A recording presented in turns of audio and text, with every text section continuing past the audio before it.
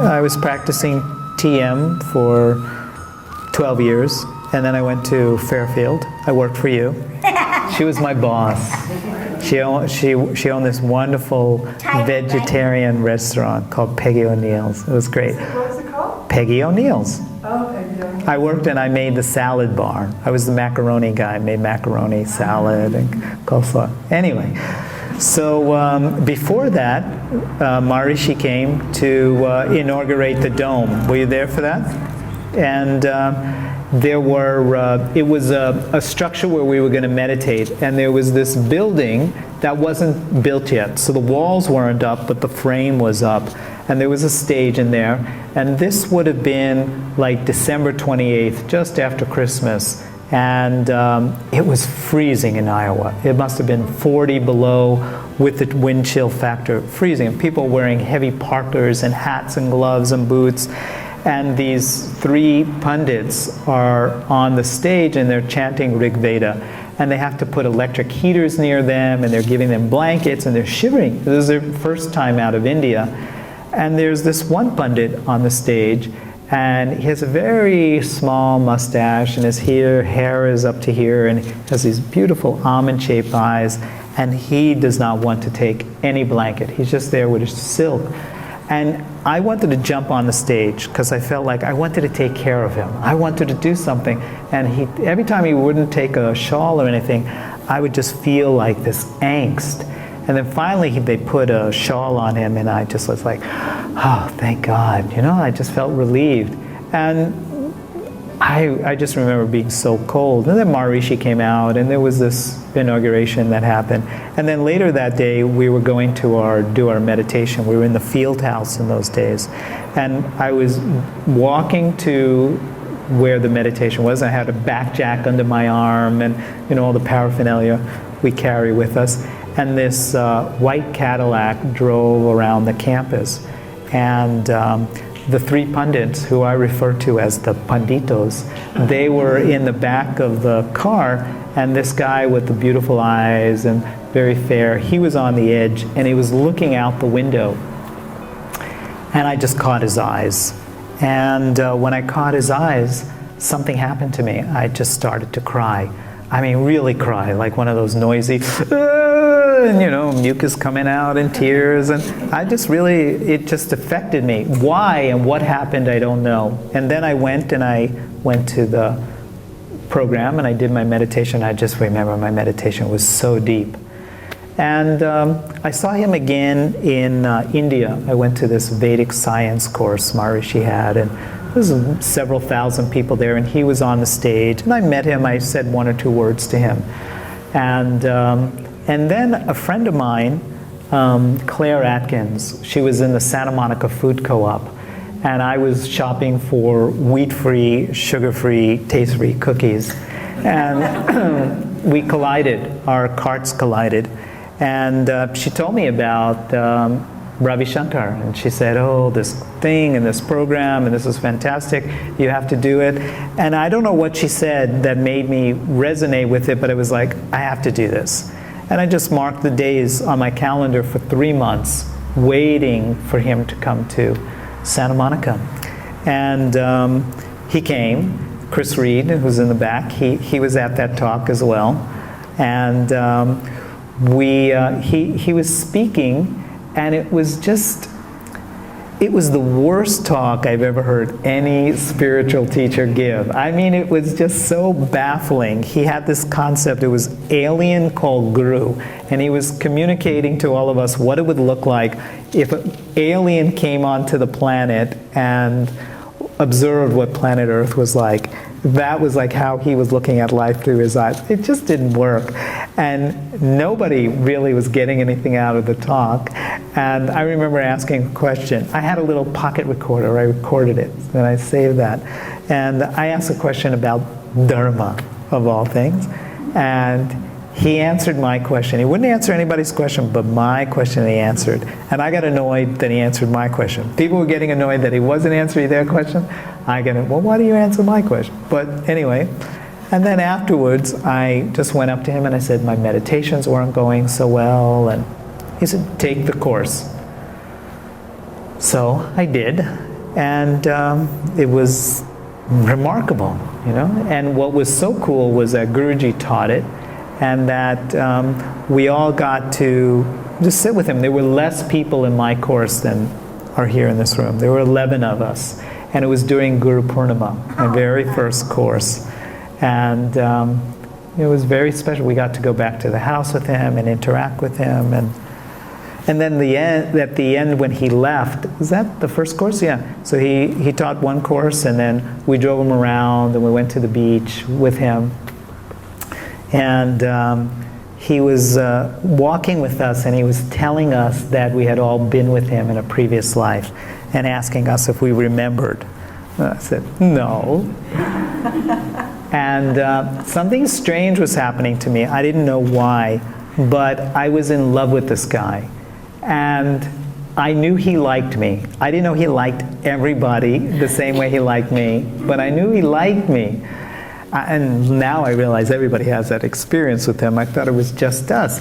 And I didn't know what was going on, because I was always attracted to women, still am. But here I was in a relationship with this guy with long hair and a beard, and I was in love with him. Like, it was, how am I going to tell my parents? And then we were driving back from the airport, and I remember Chris was in the car with me, and I had all these tears because he had gone on the plane, and I didn't want Chris to see me crying. And so I just remember holding back, and it was just so hard to drive, and all I could think about was him. And then the next weekend, I went and did the course again.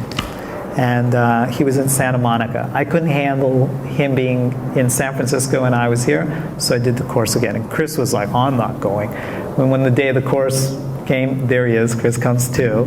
So we were both in the same place. Do you remember that? Yeah, Judy had to go take. Judy took the course with me, but you weren't going, but you showed up. And Guruji was very pleased when he saw us all walk into the room. And now, mind you, the whole time I don't get that he's an enlightened master. And I know he's this cool guy with long hair and a beard that I met in Iowa, but... So he was the Pandit? He was the Pandit, yeah. Yeah. And I recognized that as soon as he walked into the room. Oh, it's him. And, but I didn't get that he was a guru, because we didn't call him Guruji. He was Panditji at that time. And then I took an advanced course. And then after the advanced course, I was completely spaced out. I could not function from my waist down. I couldn't feel my feet.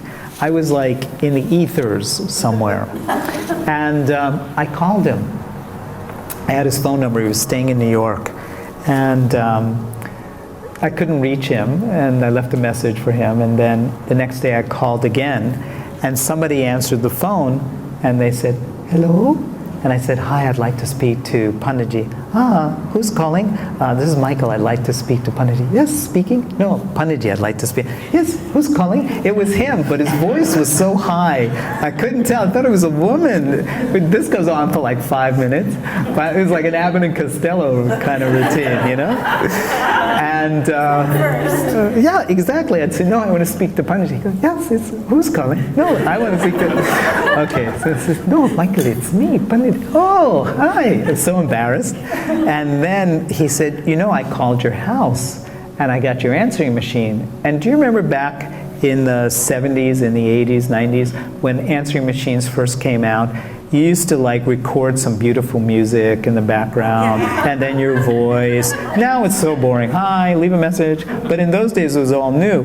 So what I did was I had some sitar music from Ravi Shankar, the sitar player, playing in the background, Indian melody, and I'm reading from the 9th mandala of Rig Veda, and it says, I'm in the 7th heaven, where at the 7th sphere, where the sun wanders at will, where wishes and desires can be found. When I come back, I'll call you, so leave a message. But I do this with a heavy Indian accent and the sitar music in the background. please call me in.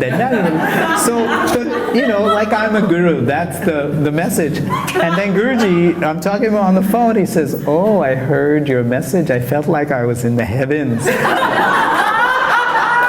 I was so embarrassed. I mean, like, who would ever think somebody like that's going to call me?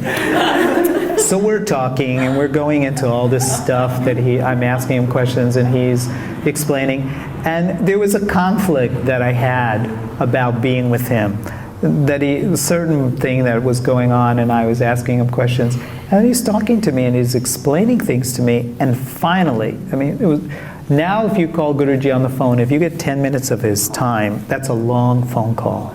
We were on the phone for 2 hours. There was nobody. Nobody. I mean, it was not like hundreds of thousands of devotees, millions of people. There was Michael and John and Jeff and Chris Reed, and there was nobody. So he can spend time with me. And then in the middle of the conversation, I finally registered, I'm not talking to my lover. This is my guru. What am I thinking here? I mean, I didn't get it, but then I finally got it. And then I got nervous. I gotta go now. So that was how it all started.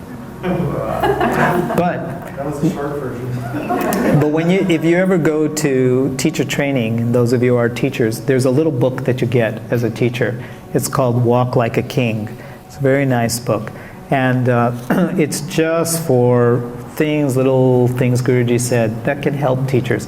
And in the introduction, I put it together, and in the introduction, there is something that I wrote, like, to introduce the whole thing. Guruji read the introduction. We were in Europe somewhere, and he said, no, don't write that. That's not good. Write something else. Tell them the story of when I met you in Iowa, and you were freezing and standing there so cold, and I was on the stage, and I wouldn't take a blanket, and then I drove by, and I saw your eyes, and you cried. He said, tell that story. That'll be good. We never, ever discussed that. We had never talked about that, ever. And here I am in the room with him probably 15 years later. He says, tell that story. It is.